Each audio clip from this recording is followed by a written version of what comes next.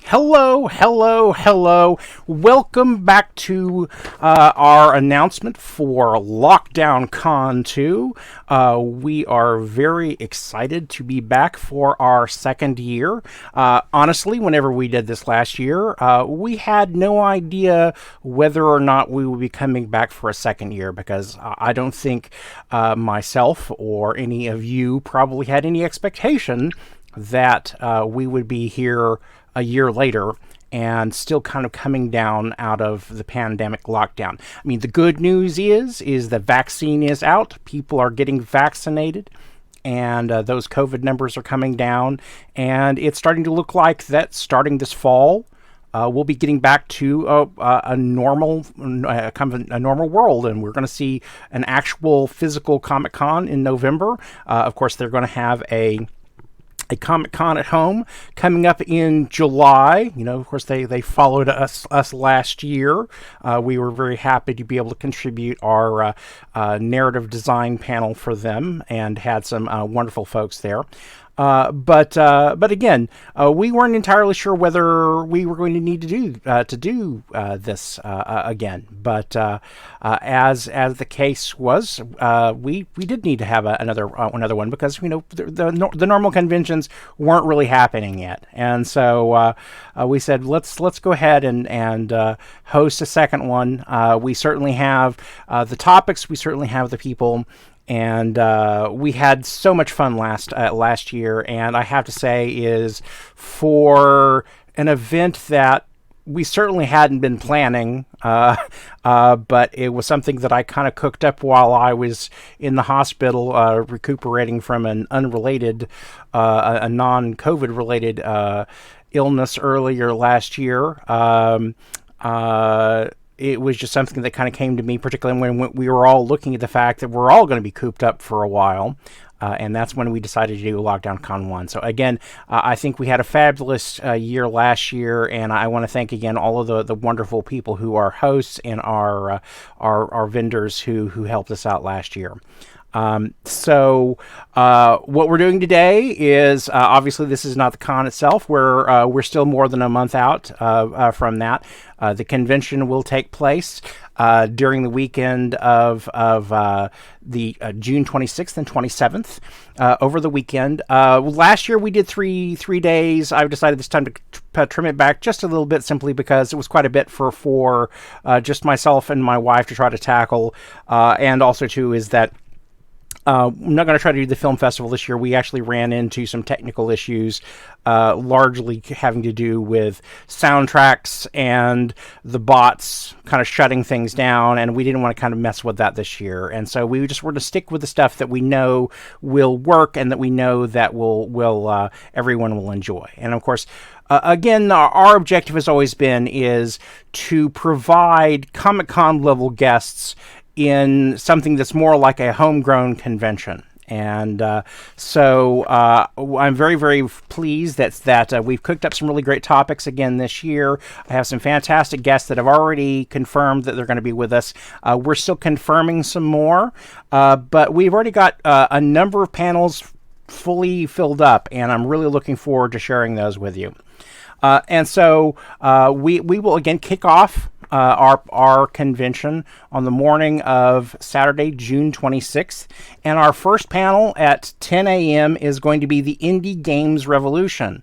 And so we're going to sit down and we're going to talk about the fact that, there was a time that whenever computer games started off in people's garages. And the early the big games from the 80s and everything that people remember, the Might and Magics and the Wizardry and all of those, the Sierra Online games, most of those started off in people's garages and were put in Ziploc bags and sent out to people. And then slowly over time, it grew into a business.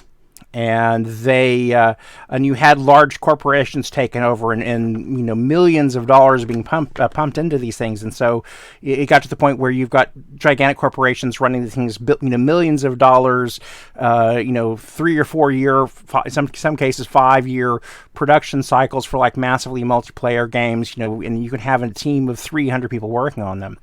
But over the past several years, you've had a number of game engines like Unity and Unreal and Amazon Lumberyard and several others kind of come down the pike, and they've made it possible for smaller indie developers to create games that honestly look like fully professional productions. And it kind of reminds me of, and these are being produced by small teams and with, mom and pop level budgets. And so what we're going to do is we're going to grab a hold of some of those indie developers, and we're going to sit down and talk with them. Now, we've got a great lineup of folks for that. We have Chris Taylor.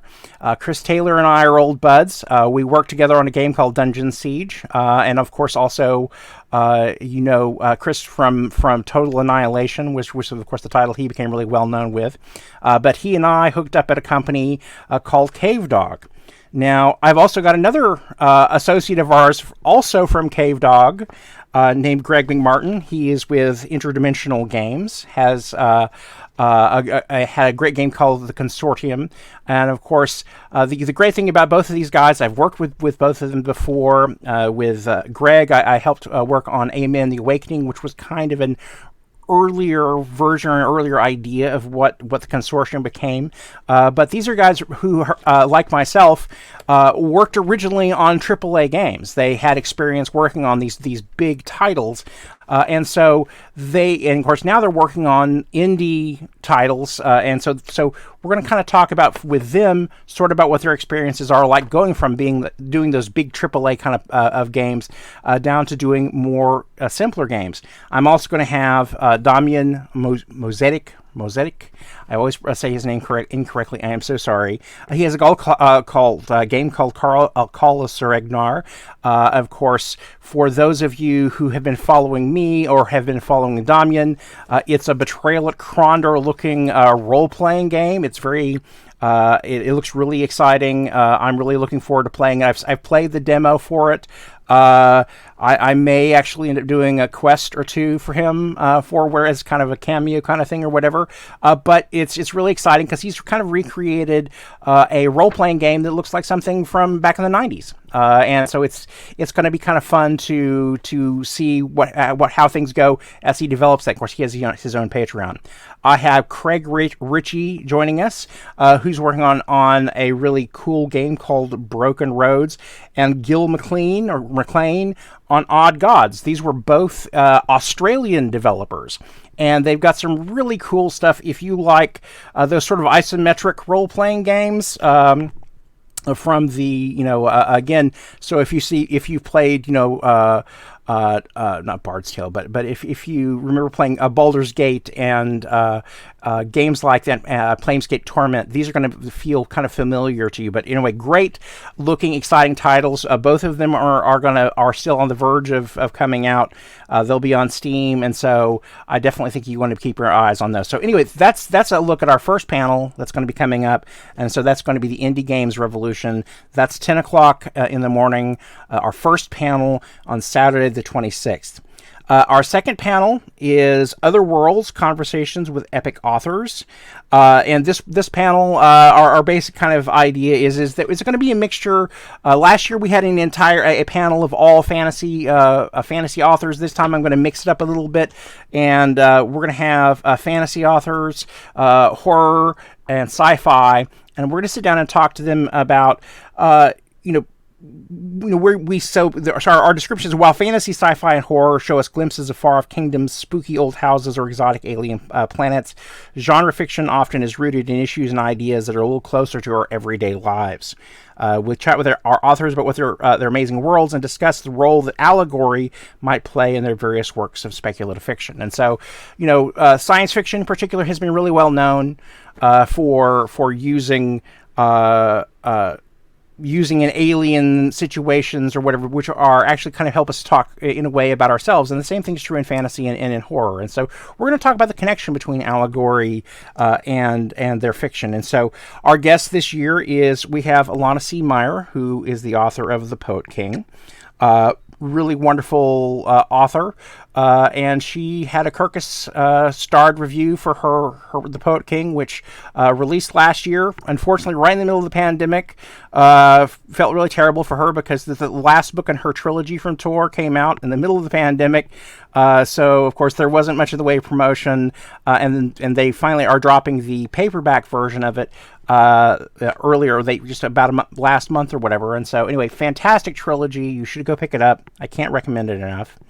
Next guest for this panel is Sheree Renee Thomas.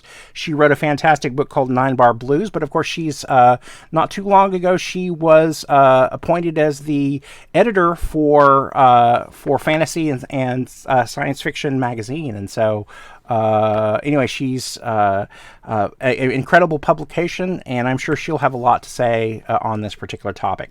And then our third confirmed guest is Michelle Renee Lane. She has a kind of vampire horror kind of novel called Invisible Chains. And so she'll be chiming in on this stuff as well. And we have some other guests that we're currently talking to, and hopefully they can join us for that panel. And so that one will be at 11 a.m. on Saturday. At noon, we have a kind of a spotlight featured panel that is very kind of near and dear to me. I grew up in Tulsa, Oklahoma, and this is the 100th anniversary of the Tulsa Race Massacre. Now, there are some of you who might not know much about that, but if you watched Watchmen, the HBO adaptation of Watchmen, or if you caught Lovecraft Country, there are definitely references to that event. And so what we're going to do is we're going to talk to people about the events of what happened, but also how that has been reflected in comic books, how it's been reflected in popular culture, and also we're going to talk about what happened. What was Black Wall Street? What was Greenwood before the Tulsa Race Massacre happened? And also further, what happened afterwards? What's happened there? And so we're going to be talking about sort of the relationship between how you handle or you deal with a very real world tragedy like this, and dealing with it in comics and doing it in other kinds of works of fiction. How has this been reflected in media? Our guests for this particular panel are Carlos Moreno. He is from Tulsa, and he has written a book called The Victory of Greenwood. I'm hoping that we're going to be able to have John Jennings, who is the editor of Bitter Root. He's a well-known author, comic publisher, so I've spoken to John about it. I'm hoping we can also get the guys who are behind the comic Bitter Root to join us, and I've reached out some other special guests who will be joining us to talk about Greenwood, be talking about the massacre, and again talking about media reflections of this event. That is our featured panel on Saturday at noon. At 1 p.m., I've reached out, and of course the thing about it is that I personally feel that you cannot have a science fiction convention online or offline without in some way having something to do with Star Trek. And so I reached out to my good friend Larry Nemechek.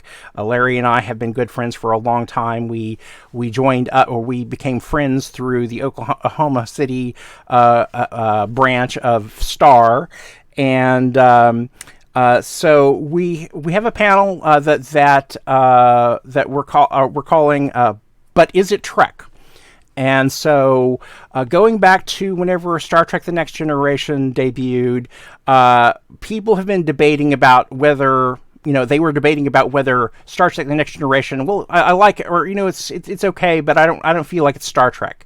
And so now with shows like Picard and Discovery, and of course Lower Decks, and we have of course Strange New Worlds and several other iterations coming down the pike, we've have lots of discussions about going on. Well, it's I don't think it's Trek or whatever. And so we're going to sit down with a panel of Trek experts and discuss. Well, okay, so we're not going to necessarily go through and just try to decide any particular show is does that meet the meter of what Star Trek should be, but we're gonna have a discussion about so what is Trek? What makes a Star Trek show a Star Trek show? What's required? There's obviously we have the Starfleet, and we have Klingons, and we have Vulcans and Romulans and Andorians and Tellarites and all those good folks. But is it something, is there something more that needs to be in the soup?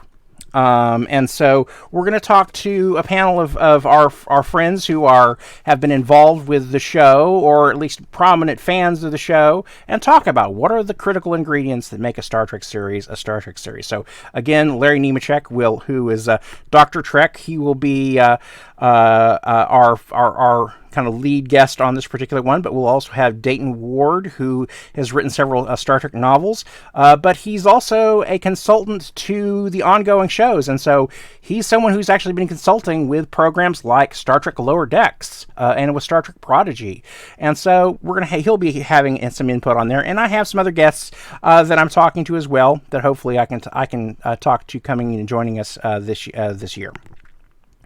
The next panel I'm really, really excited to have that we're calling it. So there's the Star Trek panels at 1 p.m. on Saturday.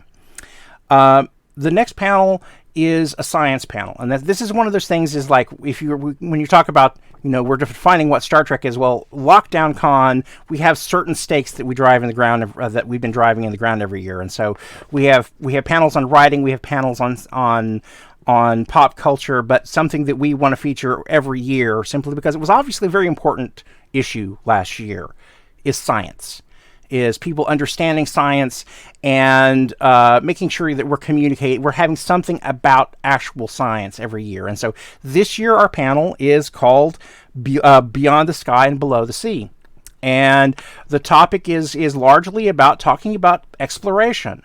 I think that a lot of people have the idea they can pull out their phone and Google, and they can say, well, I can look up, I can get a map of any place on the world, and so pretty obviously everything that there is to know about Earth is known. Well, actually, no. There are significant portions of Earth, either below the sea, in some forests and in the Arctic or what have you, where we still don't know a great deal about what's out there. And so we're going to talk about exploration, below the sea, in space, and in the forest, and we're going to talk about all these all this exploration that's still going on, and how does this benefit us? Is there some, whenever we've got people going out and exploring all this stuff, what's the benefit to me as an everyday person? What can we actually get out of doing this, other than it's fun to say, hey, I've been to this place that nobody else has been to before? So we're going to talk to people who have been involved with actual explorations of these places. And so I'm really thrilled to have back a guest that we had on our science panel last year, Dr. Jotika Vermani. She is the head of the Schmidt Ocean Institute. She's a really smart, incredible lady. I love her to death. She's a good friend. But she's going to be bringing along lots of people with her that are involved in, because she was also, before she was with the Schmidt Ocean Institute, she's the director of the Schmidt Ocean Institute, I should point out. But before she did that, she was involved with X Prize. So she's had experience doing stuff with exploration of outer space, when doing exploration of the deep seas. And we're going to have some people, I think, from NASA or JPL. We're talking to some people, and hopefully they'll be joining us as well for that exploration panel. So again, I'm really looking forward to hearing, what's going on, what are we doing next, and what are we learning from all of this. That panel will be 2 p.m. on Saturday, June 26th. The next panel at 3 p.m., we're actually doing a showcase panel. We don't do a lot of these, but something where we're going to have a single person coming on. And the showcase is The Amazing World of Botworks. Now, here in San Diego, we have a filmmaker by the name of William Wall. William's passion has been for years and years building robots. And he's made a series of terrific award-winning shorts with these robots that he built. And so the first one that went out there, it went on the festival circuit, people loved, was one called Zero. Then about 2 years ago, he released one called Daisy Bell, which is just a fantastic, wonderful, heartwarming story about this robot. And it won an Emmy.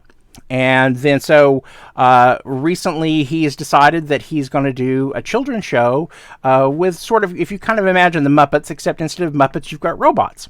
And so he's created the show called Botworks.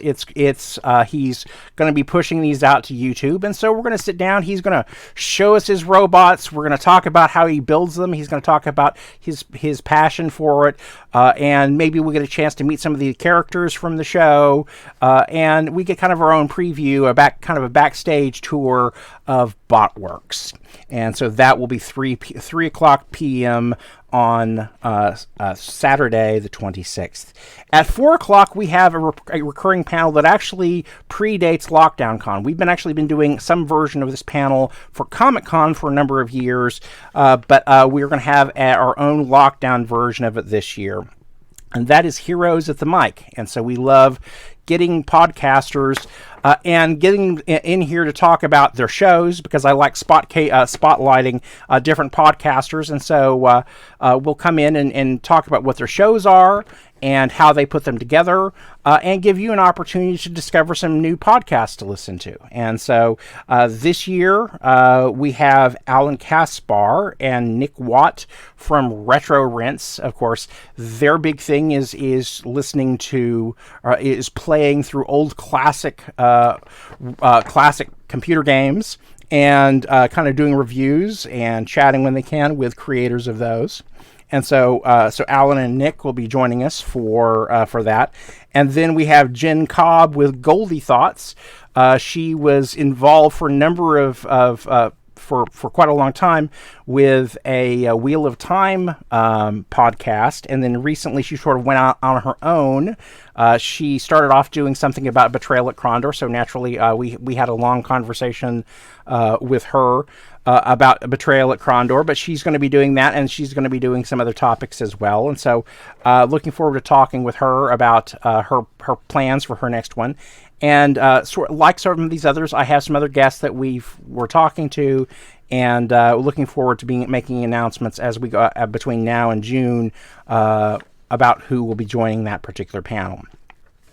Saturday night we like to reserve for entertainment. That's where we can have music. And so we've just kind of started in the process of getting some entertainers lined up for you, but we've already got 2 acts lined up. So the first one is we have the Digital Lizard of Doom, which Digital Lizards of Doom is a weird hybrid kind of project. It is a band, it's a comic book, it's a stage show, it's all of this kind of, they've done videos, and so it's really kind of hard to describe the entire world that is Digital Lizards of Doom. But we have Gabe Valentin, who is the beating heart of Digital Lizards, and he's going to be dropping in and doing a set for us of his music.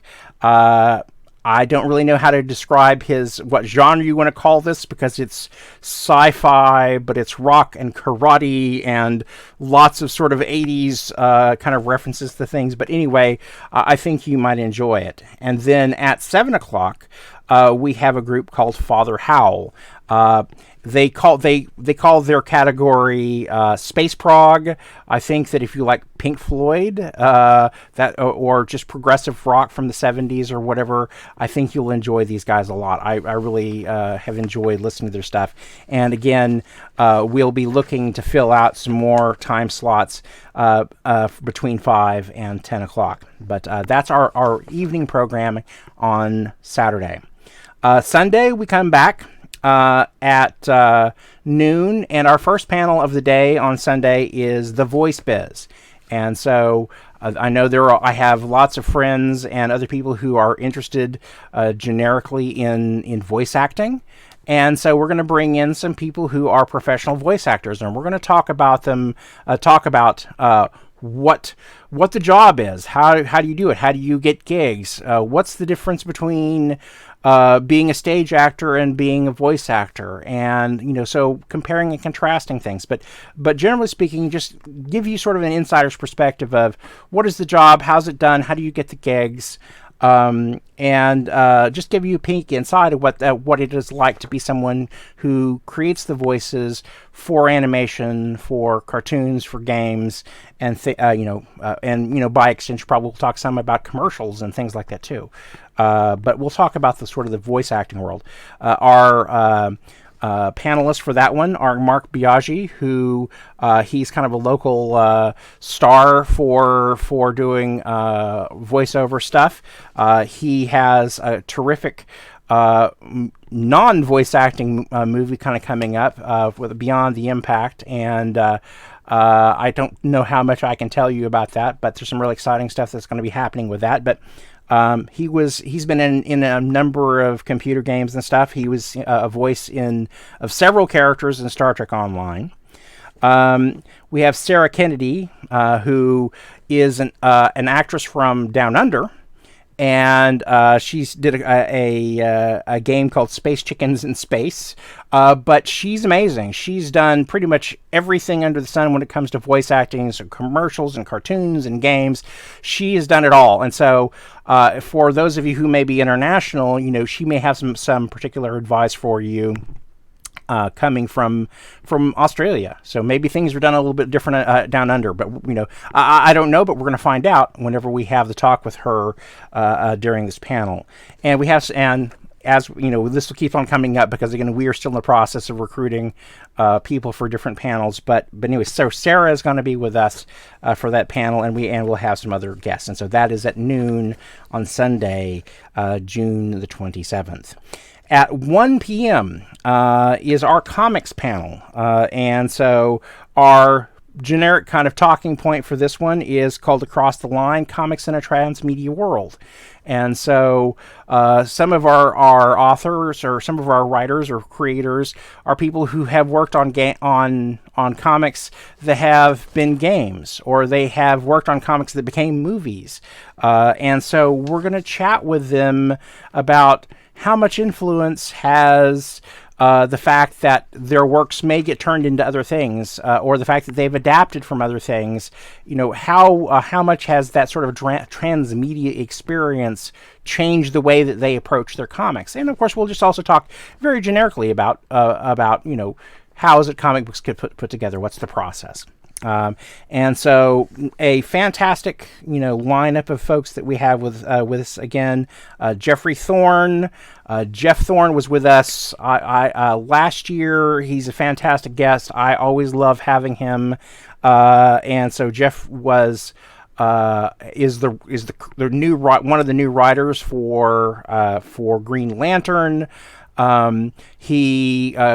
He was created the Mosaic character for Marvel a couple of years back. He was the showrunner for the animated Black Panther Quest, animated series that was from a few years back. So he's had just tons of experience, and he's worked not only in comics. He's also a book author. He's done lots of other stuff, and so Jeff understands this from every possible conceivable angle. He's done this before.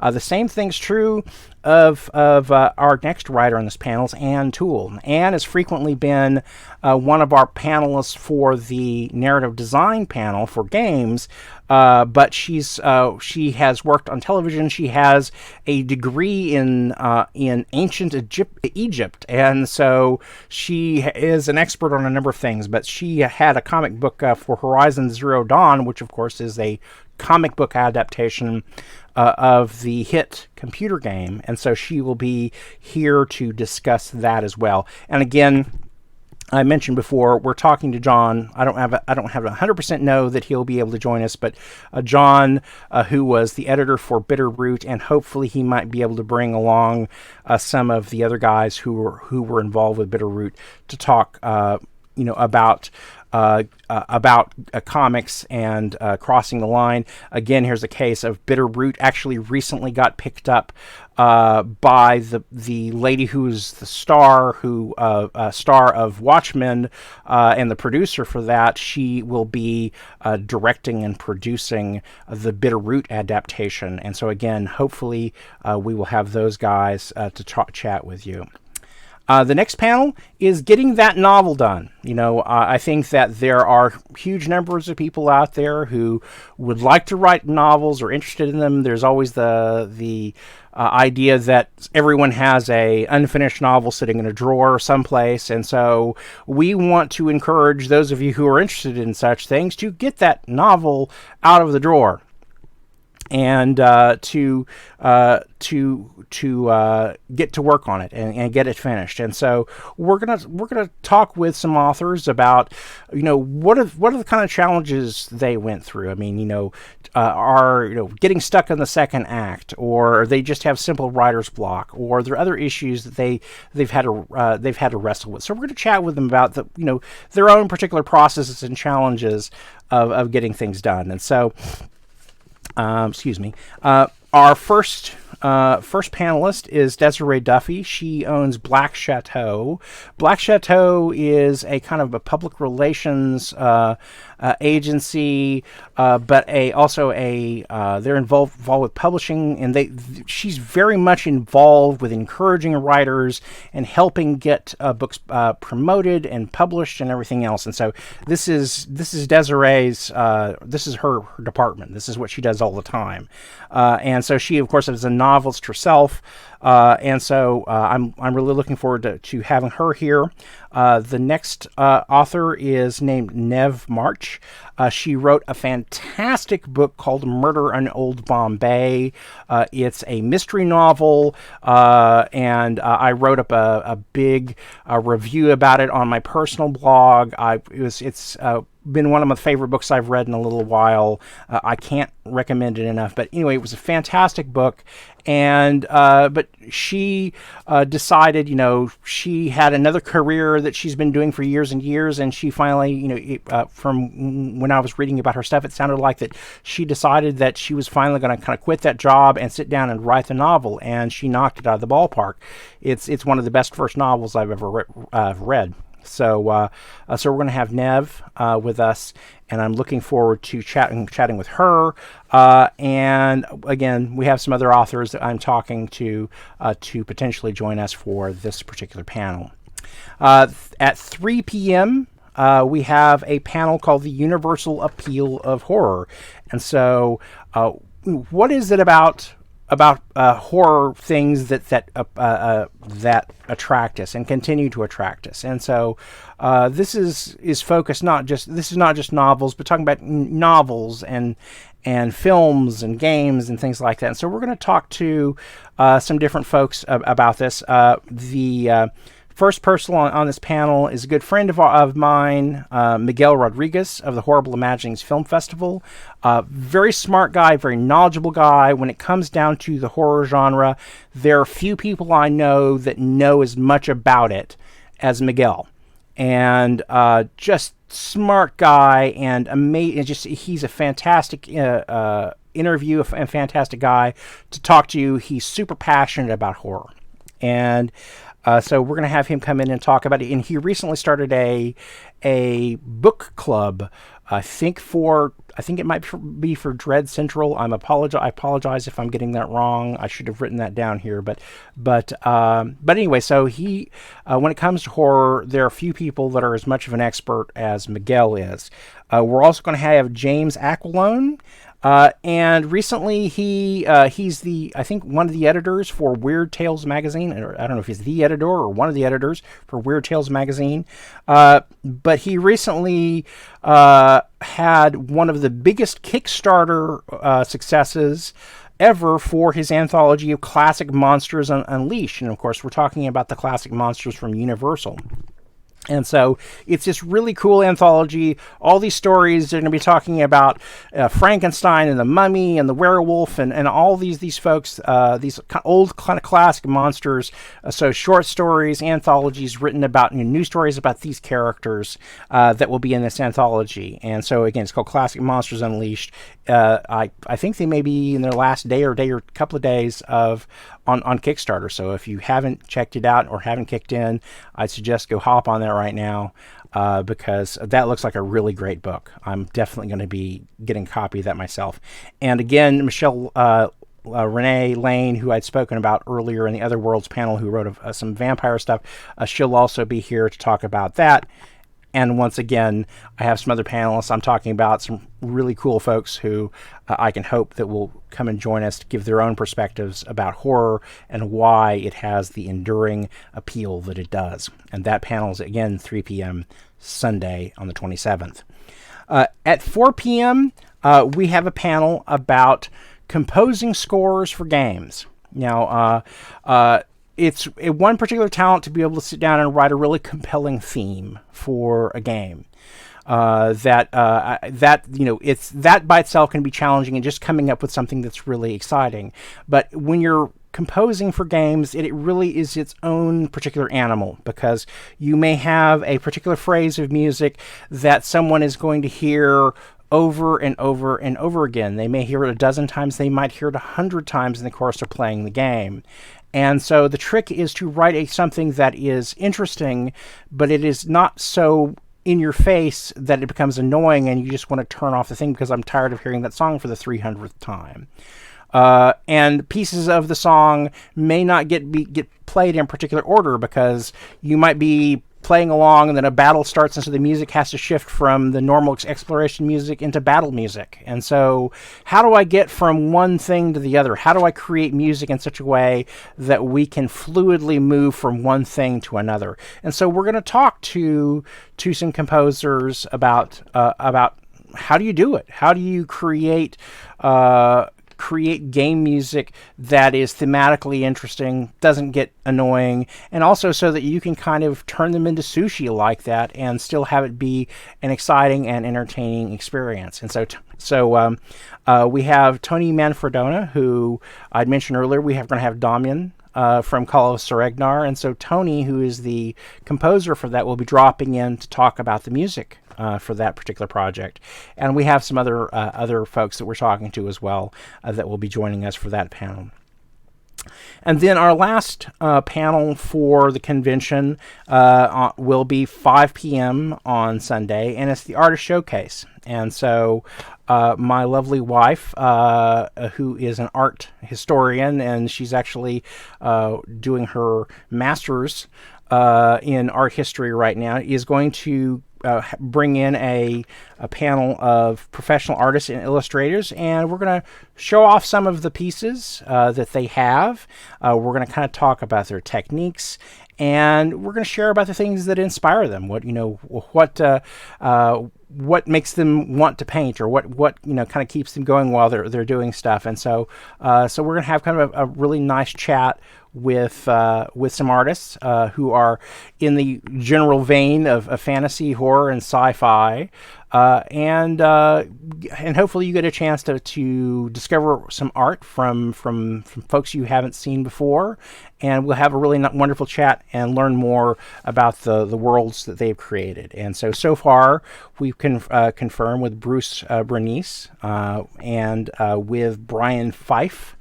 And those are two of the artists that we will have with us. And again, as with all those others, and so sorry to keep on having to say this over and over again, we have some other folks that we are talking to will join us. But again, we're still kind of early on in all of this. But we wanted to at least give you an idea of what you can expect to see at this year's LockDownCon. Again, we're just super excited to be bringing to you this second year, and again, I really I'm just tickled pink by the folks that we've already had join us. And again, I have some people that I can't yet announce or what so far, but I think you're going to be really excited whenever we're able to announce that they'll be joining us. Thank you again for dropping in for our announcement special.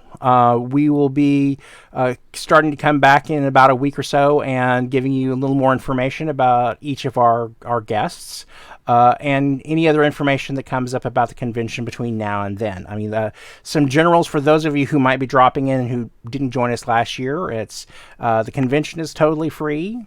So it won't cost you anything to come in and see what we have going on here. And again, I hope that you enjoy that you'll enjoy learning more about our guests, learning more about the things that they create, as much as we enjoy bringing these things to you. So again, thank you for dropping in, and we will be talking with all of you very soon. And you take care, and you have a fantastic day. Bye-bye.